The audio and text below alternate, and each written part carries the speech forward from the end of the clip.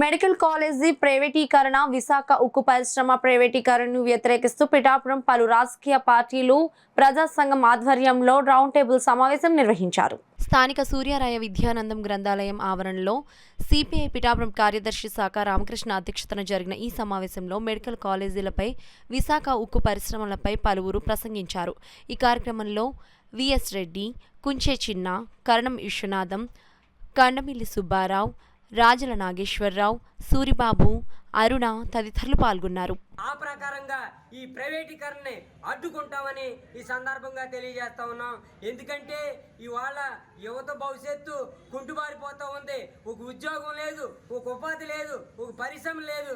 ఈ పాలకులు ఓట్లు వేయించుకుని యువత భవిష్యత్తును నాశనం చేయడానిక, లేదా ఆంధ్ర రాష్ట్రాన్ని సుభిక్షమైన పాలన అందించడానికి కానీ అడుగుతూ ఉన్నాం.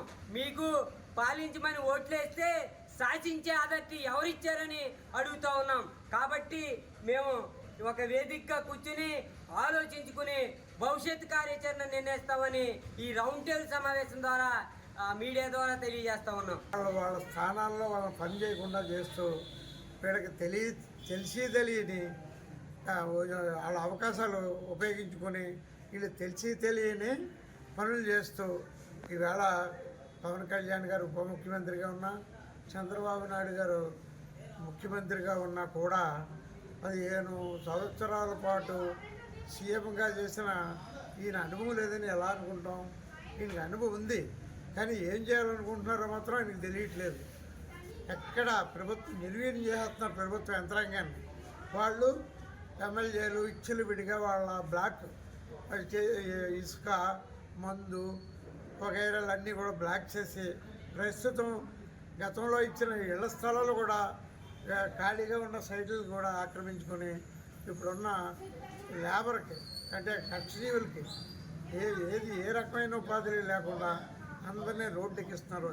ఇంటికి ఒక ఉద్యోగం అని చెప్పి ఉద్యోగాన్ని అవకాశాలు కల్పిస్తామని ఒకటి చెప్పి అధికారంలోకి వచ్చి వీళ్ళందరినీ ఉన్న ఉద్యోగాలు పీకేసి సుమారు లక్షల మంది ఈ వాలంటీర్స్, ఈ ఆటో కార్మికులు ఈదిని పడి వాళ్ళు ఆత్మహత్యలకి పాల్పడుతున్నా కూడా ఈ గుడ్డి మెడికల్ కాలేజీలు ఉన్నాయో అవన్నీ ప్రైవేటీకరణ చేస్తూ 519 జీవో ఇష్యూ చేయడం జరిగింది. అంటే గతంలో ఏదైతే 1 సీటో 2 సీట్లో ప్రైవేట్గా ఇస్తే ఇప్పుడు దాన్ని మొత్తాన్ని కూడా అంటే మొత్తం మెడికల్ కాలేజీలే ప్రైవేటీకరణ చేసి P4 పేరుతోటి మొత్తం అంతా ప్రైవేటీకరణ చేయడం జరుగుతూ ఉన్నది. ఇది ఎంత మాత్రం సమంజసం కాదని చెప్తా ఉన్నాం. ముఖ్యంగా ఈ రోజున మెడికల్ కాలేజీలో అది ప్రభుత్వ ఆదాయంలో ఆ కాలేజీల నిర్వహణ జరిగితే చాలామంది అట్టడుగు వర్గాలు కూడా మెడికల్ సీట్లు పొంది పేద ప్రజలకు కూడా వైద్యం చేసే అవకాశం ఉంటుంది. ఎందుకంటే ఆ మెడికల్ విద్యార్థికి అయ్యే ఖర్చు ప్రభుత్వం ఇక ఎవరైతే మెరిట్లో వచ్చారో వాళ్ళకి ఖర్చు పెట్టాలి. కానీ ఈ రోజున ఏం చేస్తున్నారు? ప్రైవేటీకరణ చేస్తే ఆ మెడికల్కి సంబంధించిన ఏదైతే వైద్యం ఉన్నదో అది బడా పెట్టుబడిదారులకి, కార్పొరేట్ సంస్థలకి ఎవరైతే ప్రైవేట్ ఆధీనంలో తీసుకుంటున్నారో వాళ్ళకి వెళ్ళిపోయే అవకాశం ఉన్నది. మేము సిపిఎం పార్టీకి ఒకటి చెప్తా ఉన్నాం, మీరు మెడికల్ కాలేజీలు ప్రైవేటీకరణ చేస్తానని చెప్తా ఉన్నాం.